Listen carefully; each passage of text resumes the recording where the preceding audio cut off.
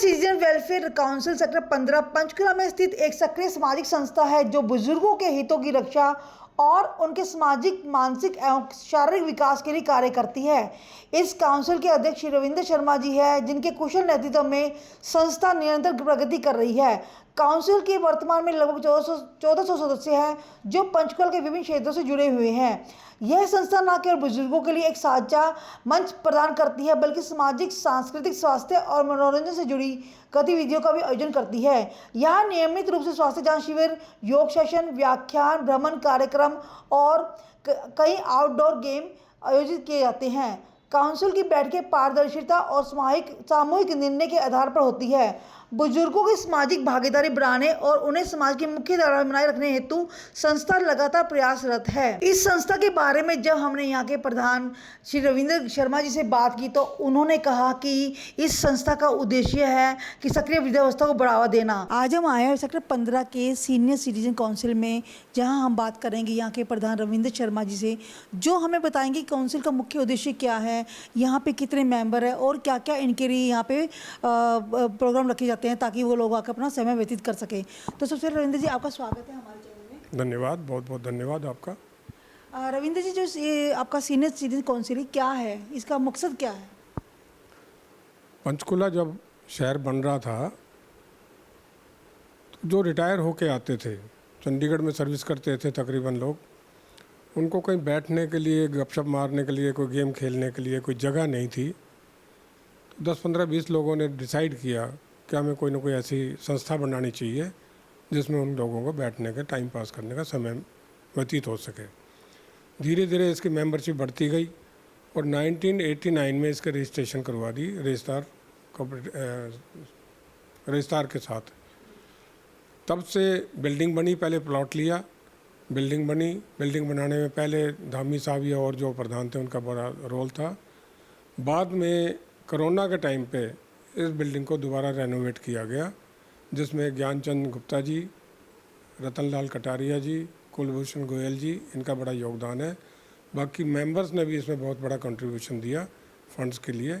तो अभी ये भवन आपके सामने है, बहुत बढ़िया भवन है और मैं गारंटी के साथ कह सकता हूँ कि दिल्ली से लेकर कश्मीर तक इस तरह का भवन प्राइवेट किसी का भी नहीं होगा काउंसिल का। This is one of the best भवन।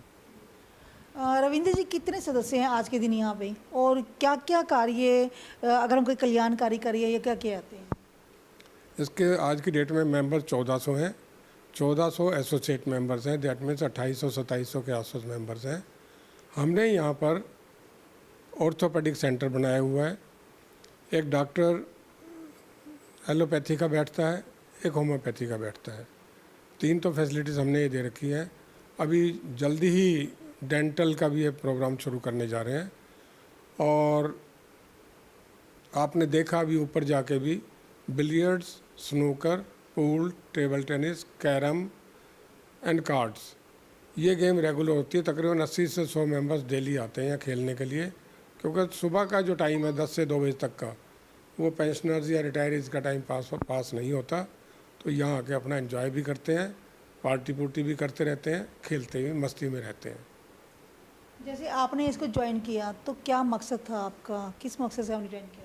यही सोच के भी सुबह 10 बजे 2 बजे टाइम पास नहीं होता, रिटायरी हैं हम लोग, तो चलो यहाँ बैठेंगे, खेलेंगे, कुछ लोगों से मेल मुलाकात भी होती है, आपस में गुफ्तगू होती है, एक दूसरे का भाईचारा भी बढ़ता है, एक दूसरे का साथ भी मिलता है। यहाँ कोई हमारा सीनियर आदमी कोई बीमार हो जाता है तो 3 हॉस्पिटलों में मेरी अच्छी जान पहचान है, वहाँ भी मैं उनकी मदद करने की कोशिश करता हूँ। रविंद्र जी, जैसे आपने बताया कि यहाँ पे लोग आते हैं, कुछ क्या फीस फूस रखी गई है यहाँ पे? जो पहले फ़ीस ज़्यादा थी, अब हमने एंट्री फ़ीस तो कर दी 3000 रुपये वन टाइम। उसके बाद 500 रुपये AMC है, एनुअल मेंटेनेंस चार्जेस, इससे ज़्यादा नहीं कुछ भी। लेकिन हमने सब कमेटियाँ बना रखी हैं। नारी शक्ति मंच है, उसमें 125 से ज़्यादा लेडीज़ पार्टिसिपेंट्स है, हर महीने वही प्रोग्राम करती है। अपना मंच है जो जेंट्स का है। आर्ट एंड लिटरेरी, ये इस तरह के मंच है, तो उनकी अपने चार्जेस हैं, वो अपने खर्च करना भी तो होता है ना, तो वो उनके चार्जेस हैं, कुछ नॉमिनल है, कोई ज़्यादा नहीं। इसी तरह हर सेक्टर का एक चेयरपर्सन है, हर महीने वो मीटिंग करते हैं। जैसे मैं 11 सेक्टर से हूँ तो हमारे 70 के करीब मेंबर हैं।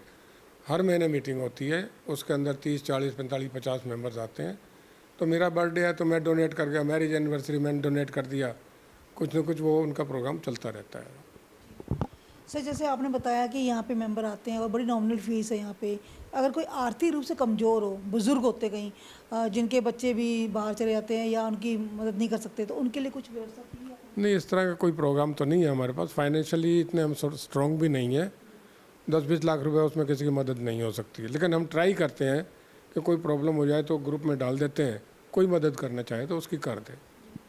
और सर जैसे आपने बताया कि भी मदद नहीं कर सकते हैं, लेकिन क्या कहते हैं अगर हम बात करें काउंसिल की, इसके अलावा कोई आपने लोगों को जागरूक करने के लिए कोई अभियान भी चलाया है? हाँ हाँ, मैं बताया ना, अब 4 मैं कैंप लगवा चुका हूँ यहाँ। मैमोग्राफी सोहाना हॉस्पिटल ने किया था जिसमें 42 लेडीज़ का मैमोग्राफी हुई। मैमोग्राफी का मतलब होता है ब्रेस्ट कैंसर। उसके बाद आरबीएल बैंक ने यहाँ कैंप लगवाया, उसमें 142 लोगों का टेस्टिंग हुई और वो टेस्ट तकरीबन 3500-4000 रुपये के आसपास के थे सारे। B12, B2, थायराइड, इस तरह के टेस्ट हुए थे वो।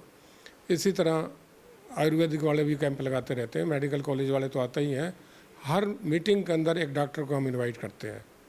20 तारीख की जो मीटिंग होती है, एक डॉक्टर या तो फोर्टिस का आएगा या क्या पारस का आएगा या एल्केमिस्ट का, इन डॉक्टर को बुलाते हैं।